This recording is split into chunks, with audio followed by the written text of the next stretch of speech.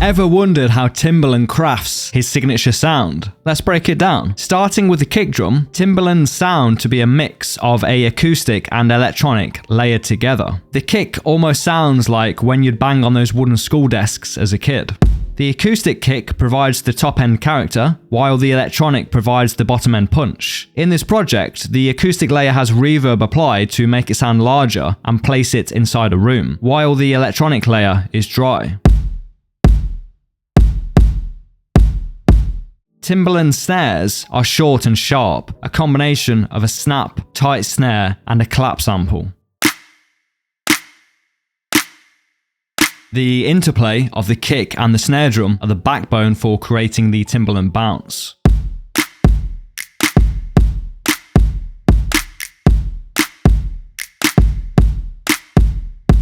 These sounds are from my Timbaland sample library, available on Samples by Vanity. Timbaland's kicks and snare groove are close to being on the grid, with the kicks being a little late and the snares slightly early. This adds a swing to the drums, making the pattern feel more human. However, with the percussion, Timbo has more fun. He likes to incorporate elements from Latin and/or Eastern instruments, particularly those from India, whose music and culture Timbaland deeply admires.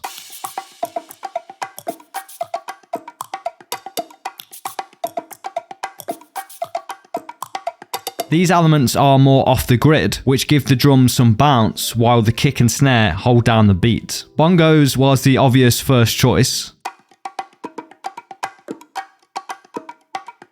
Then comes a shaker, crash, and a couple of cowbell sounds. There's also a bongo fill added to the end of the groove every 8 bars. And of course, no Timbaland beat would be complete without some form of beatboxing. Timbaland explains in his masterclass that he begins by beatboxing his drum grooves, layering the sounds while looping them over a 16-bar phrase. Once the drum pattern is down, he hums melodies and adds in vocal one-shots and breaths. After arranging these vocal elements, he layers in electronic sounds to replace the voice recordings. But here's the interesting part. Some of the original recorded material, like the beatboxing and the vocal one-shots, find their way into the final mix. So Timbaland doesn't just sprinkle these elements in as embellishments, but actually builds the entire track around them. This gives his music a more organic, human feel that sets it apart from other producers. Inspired by this, I try to build a groove with the vocal one-shots to make them interact and play off the drums. To finalize the drum section, everything is sent through a drum bus where it's subjected to an EQ, compressor, saturator, and transient shaper to achieve the desired balance and impact.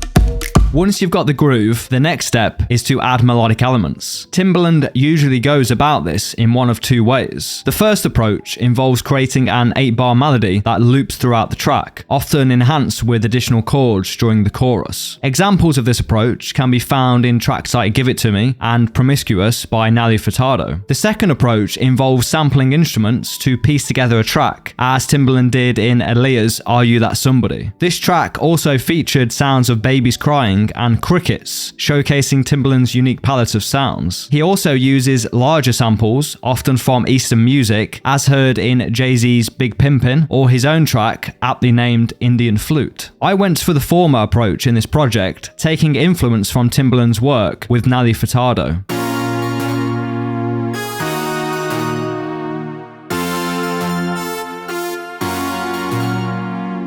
To ensure you're leaving adequate space when creating an instrumental, you can work to an a cappella or add in the melody with either MIDI or by humming it. Having the melody in your DAW acts like a placeholder, helping you structure the instrumental with space for the vocalist to shine. There's another interesting takeaway here too. Here's the MIDI notes for Say It Right.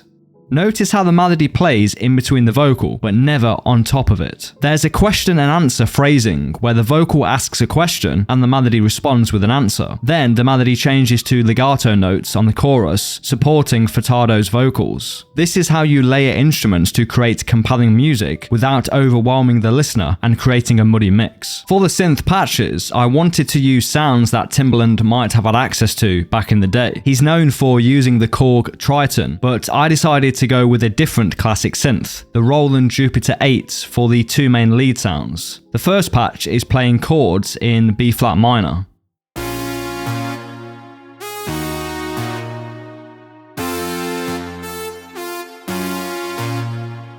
And the second patch is playing the same chords but chopped into repeating eighth notes.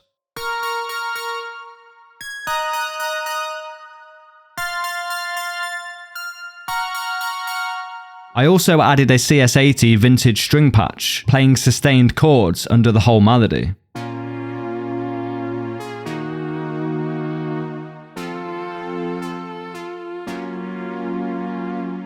Timbaland's bass lines are either an 808 or a synth bass. Sometimes he even layers the two together. When he's working with chords and melodies, you'll typically hear a synth bass, but if he's using a sample, he tends to follow the kick drum pattern with an 808. For this track, I went with the synth bass approach.